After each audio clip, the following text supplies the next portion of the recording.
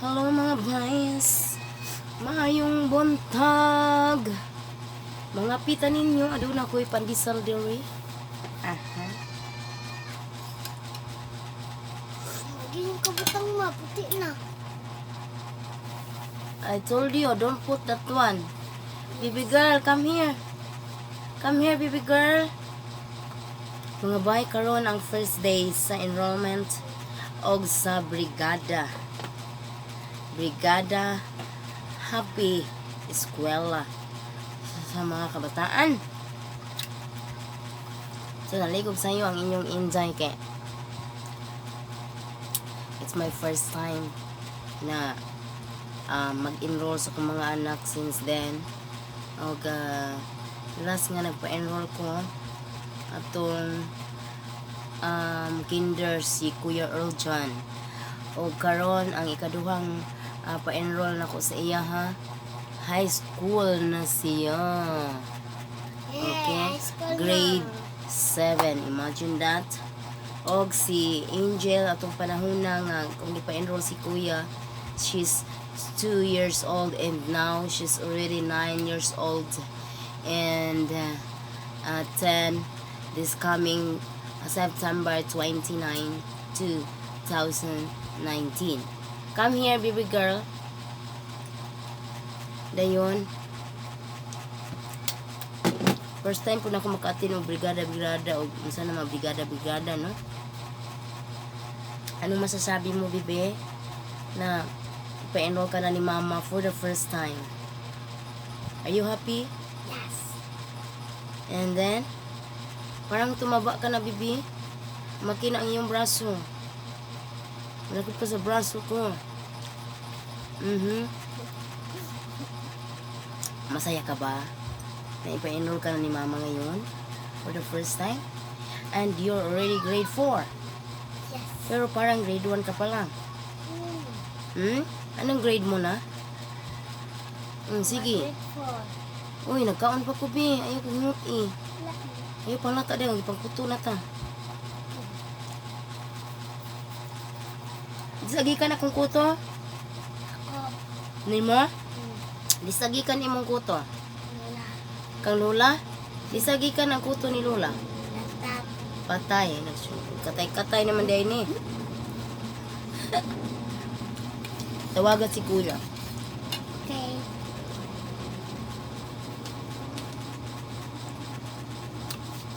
So, ako pa subayon karon mga bay kung ang sa requirements dito sa school. Sa enrollment kay wala ko masayod pero I have already here my certificate of good moral character with a sign of their advisor and school principal. At meron na, dala ko na rin yung kanilang cards at pati na rin yung kanilang diploma. At saka kung ano pang mga requirements, 2x2 daw ang balita ko. At saka syempre, kumuha na ako ng NSO nila nung nasa Manila pa ako. Kinuha ko ng pagkakataon para makuha yung birth certificate. So, halika dito, kuya. Sobrang haba na ng hair mo. Dito ka, kuya, sa tabi ng mukha ni mama. Dito. Nga lang. Dito ba? O, dito ba? Dito, kuya. Kuya. Kuya? Nakahinomdom pa ba ka atong di pa enroll ti ka ato kinder? Nakahinomdom pa ka? Hangal. Katong di pa enroll ti ka atong kinder pa ka? Ha? Nakahinomdom pa ba ka? Unsa may mo ni hinomdoman na to ya? Pa-enroll ko yun. Dili. Dili.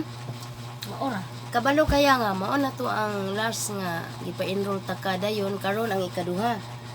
Unya you're already grade 7 right now. Ha? Hindi ako makapaniwala kay kinder ka pa. Kinder ka pa noong kuya tapos ngayon grade 7 ka na kuya. Kuha pa siya na. Agay kabayo nalagpot. Tapos kuya, anong masasabi mo kuya na si mama na ang kasama mo ngayon magpa-enroll? Ikilig lagi kaya? Wala. Wala? Ano masasabi mo kuya na si mama na ang kasama mo magpa-enroll? Ang dali-dali ng tanong, ang hirap ba sagutin? Kuya, anong masasabi mo? Or anong nararamdaman mo na samahan kita ngayon magpa-enroll? At grade 7 ka na. At ang pinakamahirap sa lahat kuya, hindi natin alam kung saan yung Kusok National High School. Maghanap pa tayo ngayon kuya. Unya kuya, anong nararamdaman mo? Tabugnaw na akong kape. Kuya, are you happy? Katabi mo pa naman si Doc Willie Ong.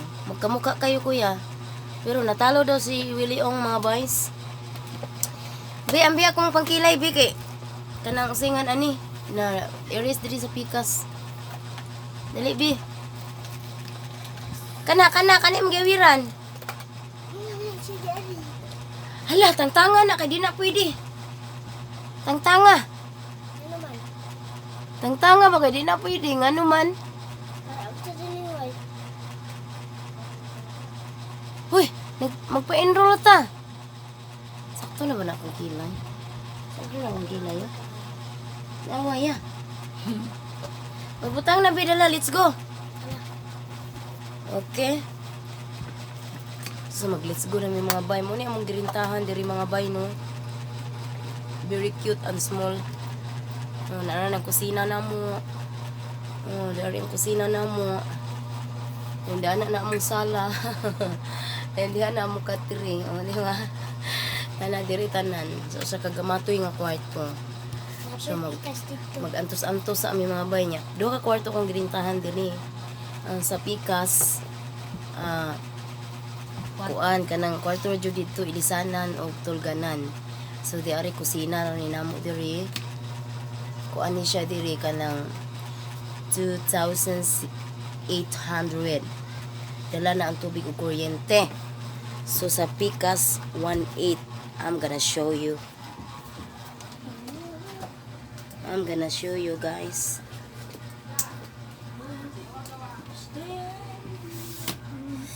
So nung dumating ako dito, sobrang walang gamit, makalat and everything. Iba talaga pag may babae sa bahay, no? Patay si Kuya. Nagunsa de mo diha iya. Dali kay mayabo ng tubig.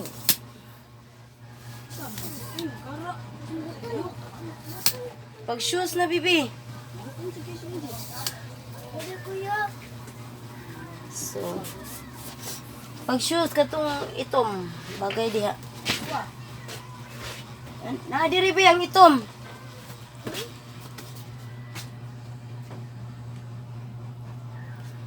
So na diri mga bay ngit ang hallway. So tadaan. I'm gonna open the lights. Saan ba to? Mani ang usa ka kwarto nga mong girintahan. Ipalibutan na nako kurtina and then nagpalit ko og double deck para sa mga kids. Duha sila sa taas, si Kuya og si Ralph Andrew. Rin sa ubo si Angel og ako. Tapikas kwarto ilapap. Buwag sa ami karon. Pukawa lang ko buwag na mo. Kuyog pa ko ninyong duha.